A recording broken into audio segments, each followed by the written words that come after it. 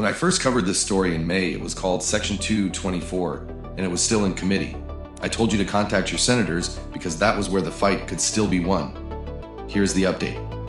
It passed the House. They renamed it Section 219 in the House version and Section 1217 in the Senate version. The number changed. The substance did not. Here is what this provision actually does in plain language. It requires the Secretary of Defense to designate a single official whose job is to permanently synchronize U.S. and Israeli defense technology across research, development, testing, evaluation, integration, and industrial co-production. The domains covered include AI, quantum computing, autonomous systems, directed energy weapons, cyber, biotech, and missile defense. The most significant element is network integration and data fusion. U.S. military intelligence feeds, targeting systems, and sensor networks shared with the foreign government's military by statute, not by operational necessity in a specific theater, as a permanent standing arrangement. Here is why the mechanism matters beyond the substance. The standalone legislation behind this, the Futures Act, could not get a floor vote. It would not survive direct public scrutiny.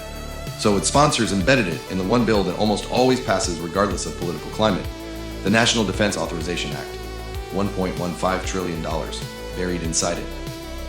Annual foreign aid to Israel requires a congressional vote every year. That vote is the accountability mechanism. Once Israeli technology is embedded in U.S. weapons systems at the supply chain level, that accountability mechanism becomes irrelevant.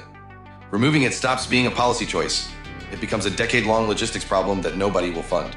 A retired Air Force Lieutenant General told The Intercept he could not think of another example of Congress formalizing integration of critical national security technologies with a foreign power.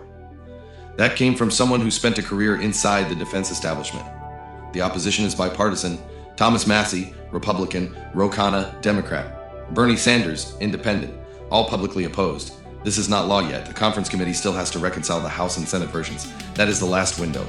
Here's what I am asking you to do right now. Go to senate.gov. Find your two senators. Call the office or send an email. The message is simple.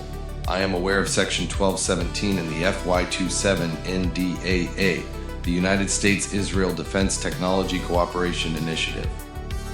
I am asking you to oppose its inclusion in the final conference bill and demand it receive a standalone vote with full public debate before it becomes law.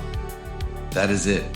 One email, 5 minutes, before the conference report is finalized. This is closer to becoming law than it was in May. The window is closing. Share this to everyone you know. Follow the signal. Stay informed. I am Adam Schultz, and this is the Schultz Report.